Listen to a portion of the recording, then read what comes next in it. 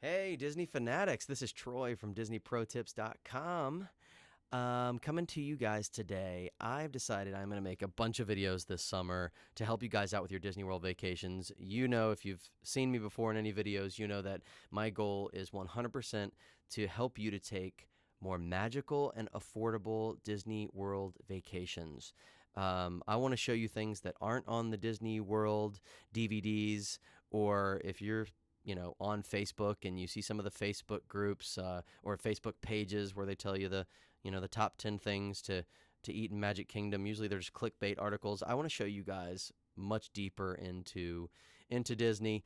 Maybe not in every video, but hopefully you can hear some things that you've never heard before from somebody who's been many, many times, who's researched beyond a reasonable amount, and I still do.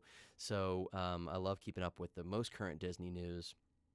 So yeah, I want to help you guys to take the shortcut to knowing what you need to know to go and have completely amazing vacations down in Disney World. So yeah, let's just jump right in. So I'm going to get to the title of this video. I'm going to get to that topic here in just a minute.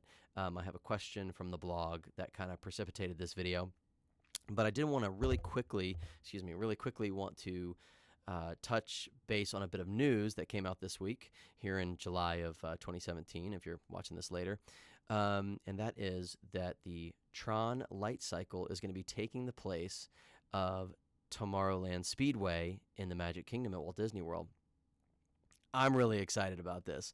Now, whenever this happens, when you get a new attraction that you have to tear down a classic attraction, boy, people are totally split on the subject, and you find people who are angry that they would take down, and Walt would not approve of this. We can't ask him, so there's no way for us to really know. But I'm on the other side of things.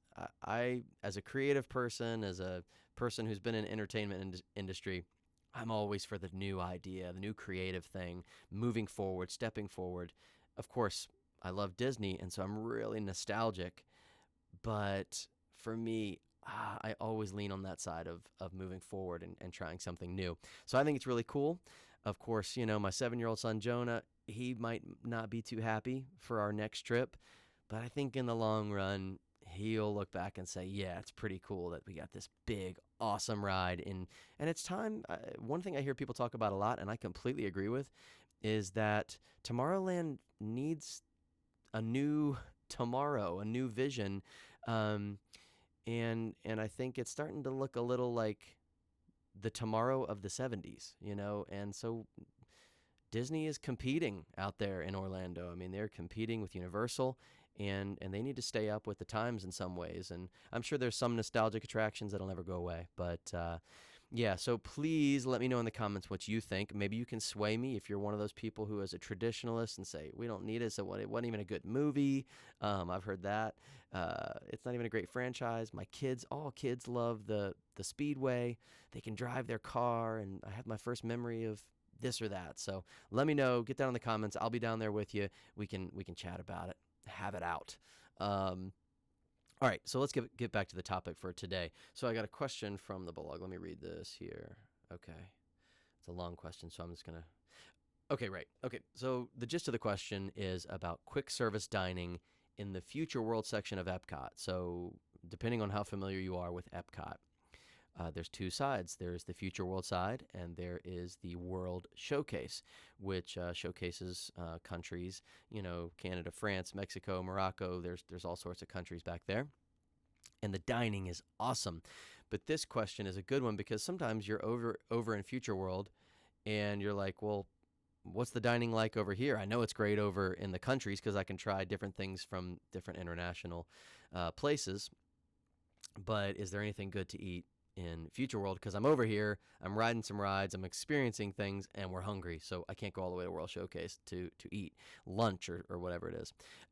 So what we usually do is we are in Future World the first part of the day. We get in early so we don't have to use a fast pass for one of the main rides. We usually get a short line for Test Track or Soarin'. And then as we're starting to get hungry around lunchtime, we head over to the land. So you've got the seas and the land is where Soarin' is. And we love to eat at Sunshine Seasons. Let's see if I can say that. My mouth's getting a little dry. Sunshine Seasons. And they have a great variety of all different types of food in there. They have different kind of stations you can go to. So everybody in your family could go to a different station and then meet up to check out and pay for your meal. So highly recommend it as a quick service meal. Of course, you got some sit-down restaurants, but that's not what this question was about. The Garden Grill is a character experience where you can sit down. The other quick service, right off the top of my head, is the Electric Umbrella. For me, that's much more of a normal theme park, burgers and fries kind of place. Ugh, not for me. But definitely check out Sunshine Seasons.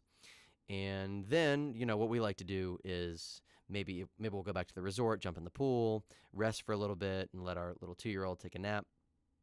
And then we will go back in the evening to World Showcase and check out all the amazing stuff there. And you have to get a dinner reservation usually for any of the table service restaurants there. So yeah, definitely check that out. Let me know if we can discuss that in the comments as well. Do you have any favorites in the World Showcase for dinner? Where you guys like to go? And Future World, any other opinions about that? So, hey, I wanted to let you guys know that I am working on something that I have been trying to put together for over a year now, and that is something I'm creating called Disney Pro University.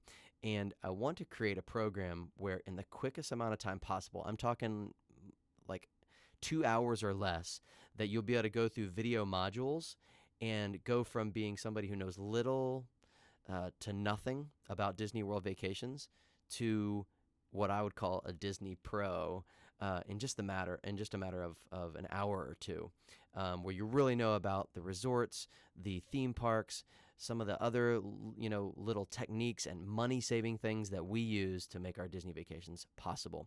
So let me know what you think about that, and if you're interested, write down in the comments, and I will keep you up to date on that. All right, so you guys have a great one, and yeah, as I like to say, have a magical day.